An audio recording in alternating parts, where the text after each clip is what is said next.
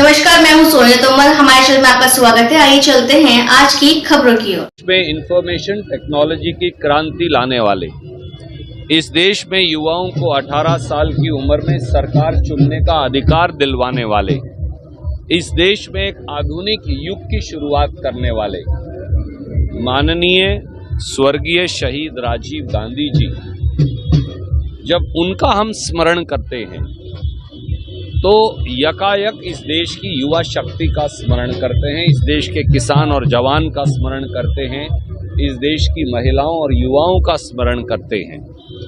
राजीव जी ने हिंदुस्तान में कोई ऐसा क्षेत्र नहीं, सूचना प्रौद्योगिकी यानी इंफॉर्मेशन टेक्नोलॉजी हो, कंप्यूटर युग हो, कम्युनिकेशन टेक्नोलॉजी हो, जिस टेलीफोन को लेकर आज आप जिसे कैमरा बनाए हुए हैं, ये भी राजीव गांधी जी की देन है। पूरा ये मीडिया का सारा तंत्र हो, जिसमें राजनीतिक लोगों की जवाबदेही आम जनमानस तक सुनिश्चित करने का, इस देश के अंदर आधुनिकता के मॉडर्नाइजेशन के एक नए युग की शुरुआत हो, इस देश में पीढ़ी बदलाव हो, नेतृत्व बदलाव हो, इन सब के त्रेता थे राजीव गांधी जी। हमें फक्र है कि राजीव गांधी जी हमारे नेता तो थे, पर राजीव गांधी जी इस देश के असली शहीद और बेटे थे, जिन्होंने ऐसा व्यापक तंत्र का बदलाव किया जिसका फायदा आज तक उनके जाने के दशकों बाद तक देश को मिल रहा है। कुमारी शैलजा जी और मैं और हमारे सब साथी जहां आज राजीव जी का स्मरण करने आए हैं, हम ये संकल्प भी लेने आए हैं कि उनके दिखाए रास्ते पर हरियाणा को अब प्रगति की राह पर चलवाना है, और उसके लिए लोगों से प्यार, समर्थन, आशीर्वाद मांगने भी। हरियाणा कांग्रेस में टिकटों का आवंटन कब तक हो जाएगा और किस तरह का ध्यान रखा जाएगा? ये मेरा विषय नहीं है, ये केंद्रीय चुनाव समिति निर्णय करेगी, पर मुझे ये उम्मीद है कि कांग्रेस नए चेहरों को तरजीह देगी और नए चेहरों पर अपना दाव लगाएगी, ताकि राजीव जी जो सूत्र के पक्षधर थे कि वो ये चाहते थे कि पीढ़ी बदलाव भी हो, समाज में बदलाव भी हो, उसकी शुरुआत भारतीय राष्ट्रीय कांग्रेस करेगी। देखिए, मुझे पूर्ण विश्वास है हरियाणा की जनता पर, और जनता के अंदर भगवान बसता है।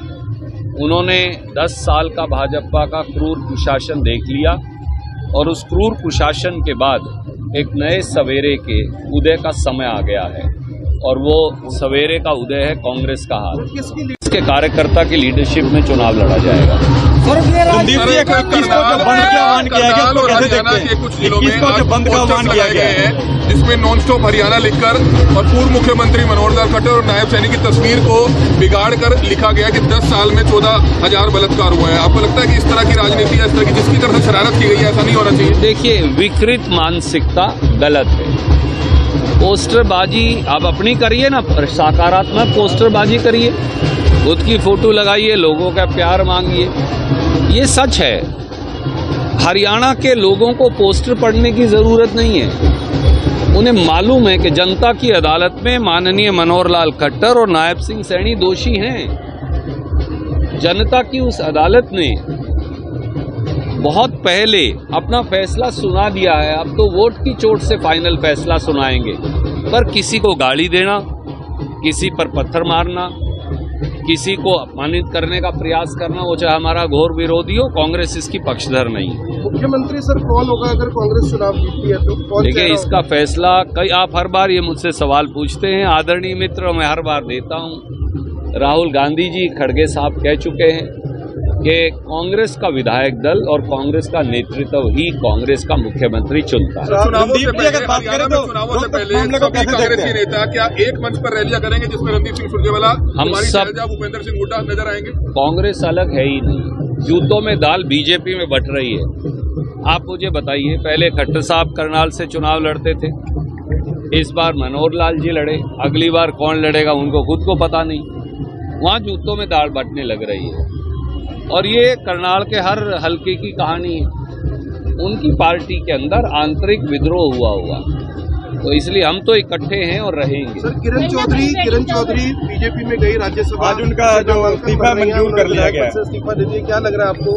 पहले भी यही बात कही जाती थी कि जो एसआर के ग्रुप है वो बीजेपी से लड़ाई लड़ने के लिए वो बीजेपी में चली गई। कांग्रेस विधायक दल के नेता, कांग्रेस पार्टी के अध्यक्ष वो निर्णय करेंगे कि हमारा उम्मीदवार कौन होगा।